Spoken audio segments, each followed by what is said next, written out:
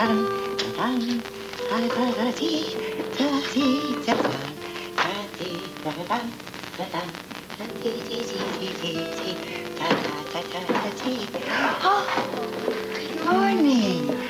Good morning. You know, it gets so lonely down here in the records room. I rarely have any visitors, especially a whole family. Oh, help yourselves. No, thank you. And we're not exactly a family. You're not? You see, sister, actually, we're here on business. Jonathan was born in this hospital. Oh, how nice. And we're hoping you can help us locate his parents. All we know is that I was born in June of 1972 and that I was 2 months premature. Good heavens. Why didn't you say he was a preemie? They're my own very special angels. I've kept a photo of all the preemies born in this hospital since 1955. They're such tiny little souls. I always remember them in my prayers. So those photos are of all the premature babies born here since 1955? Good gracious, no, they're just the cream of the crop. 1972, June. I remember you. I remember you. You were such a tiny, sickly little thing. They kept you here in the hospital. Months and months, as I recall, there was some sort of confusion about the adoption proceedings. Oh, look, it has a footprint on the back. Of course, my dear. That's standard procedure for identifying infants. That means we can prove absolutely that Jonathan is the infant in this photo. Yes, and what's more, there should be a corresponding footprint in his file. That would identify him beyond any doubt. Oh, well, wonderful. Get the file. I can't do that. I can't remember the poor dear's name. You can remember his birth date, but you can't remember his name? We never really called him by his name. We all called him Peanut. He was so tiny, you see. I made a special novena for him. But I'd never have filed him under P. All right, now, we still have the photo. Jonathan, is there any way we can match up the hospital's computer with the footprint on the photo with the footprint in the files? It all depends upon the interface. No, I'm sorry.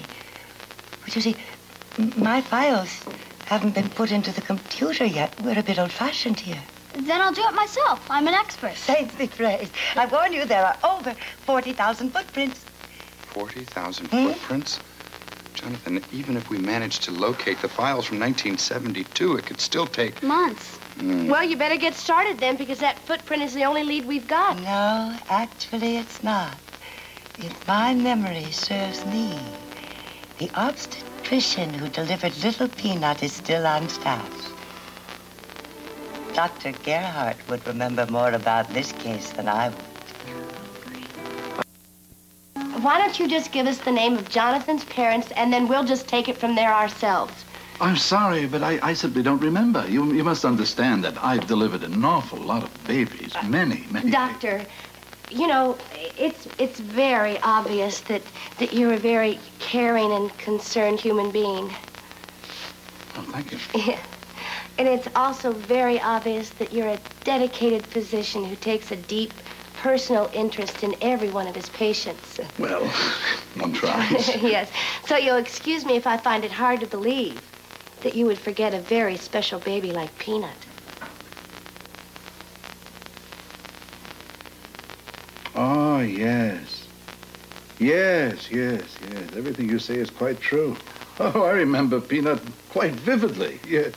Well, then you remember the names of Jonathan's parents. Oh, yes, certainly. I knew it. Another miracle. Unfortunately, I'm prohibited by law from telling anything. Folks, I'm simply powerless here. It's against the law for me to reveal the boy's parents without their express permission, period. But, Doctor, couldn't you contact the parents and see if they're willing? Well, I don't know. Frankly, I'm a little reluctant to get involved in these cases. It's a little bit like playing God. Just this once, couldn't the law get into the Christmas spirit? Well, perhaps, but that's up to the courts to decide. Oh, surely, Doctor. There are higher courts to answer to. Yes, undoubtedly, but I'm afraid that his feeling on the subject has been a mystery to me thus far. Doctor? Yes, son. I, for one, fully appreciate your position. It's a question of professional ethics, isn't it? Well, yes, that's exactly right, son, yeah. On the other hand, there are personal ethics to being a good physician, correct? Mm-hmm. You brought me into this world. Does your doctoring stop there? Or shouldn't you continue to be a good physician to me? Well, when you become ill... I'm not at all well, sir. I lost my adopted parents during my formative years. Then I was shuttled from one foster family to another, never belonging to any of them. A boy ought to have a family, don't you think? Yes, of course. The result is, I'm barely human. Even my schooling only taught me about machines. If I don't learn how to live with people, the situation could be terminal.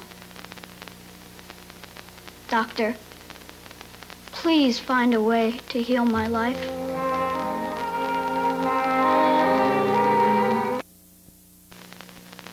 Yes. Yes, I see what you mean, son. All right. I'll try and contact your biological parents and tell them what you said. But mind, now, I make no promises. Oh, I don't expect any. If my real parents don't want me, at least I know I tried. Well, under the circumstances, I think that's a fine attitude. Oh, where can I get in touch with you folks? At Union Station.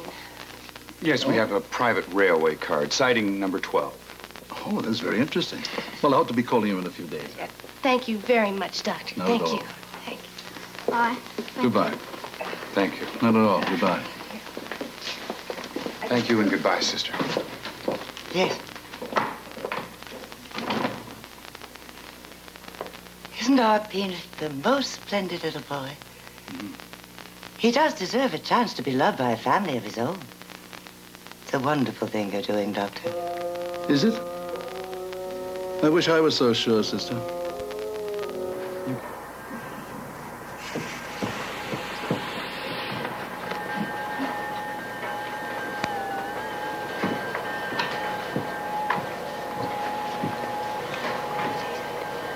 Jonathan, relax. I knew this would happen. It's only 1 o'clock. There's still plenty of time for them to call. They won't. Oh, now, Jonathan, don't say that. You don't know I that. do know. They didn't want me when I was born, and they don't want me now. Come in.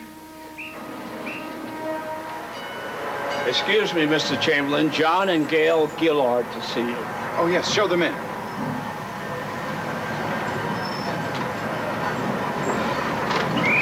It's my baby.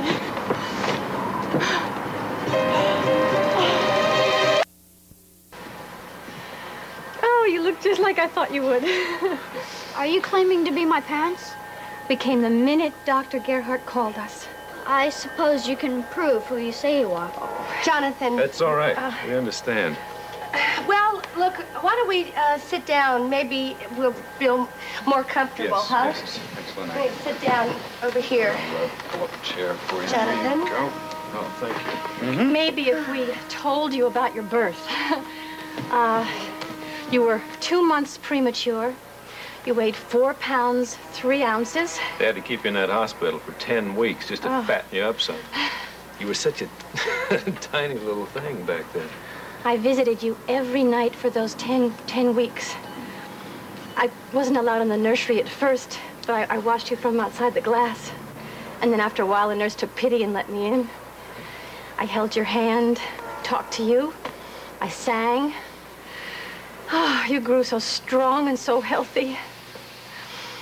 And then one evening, you were gone. The adoption had come through. That's not proof. You can get that information from the records department at the hospital. Well, that's true. But those records don't have anything in them about the birthmark. Birthmark?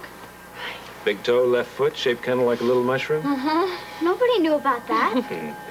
Last time I saw you, I looked you all over real good. I wanted to make sure I could remember everything about my boy. Well, Jonathan, there's your proof. I guess so. Hey, I've been wanting to give you this for a long time. Here, take that. Catch that. You like baseball? It's okay. Well, did you play on a little league or anything? No. Well, maybe what, a team at school then? Honey, No. not everybody is into baseball the way you are. That's all right. I tried to go to the ballpark once or twice, but there was never any time. Well, there will be from now on. Excuse me, are you the John Gillard from St. Louis? That's right.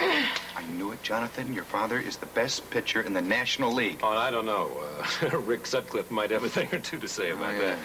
Oh, Jonathan, isn't that wonderful? Your father's a famous baseball player. I don't care about that. What I want to know is why you got rid of me.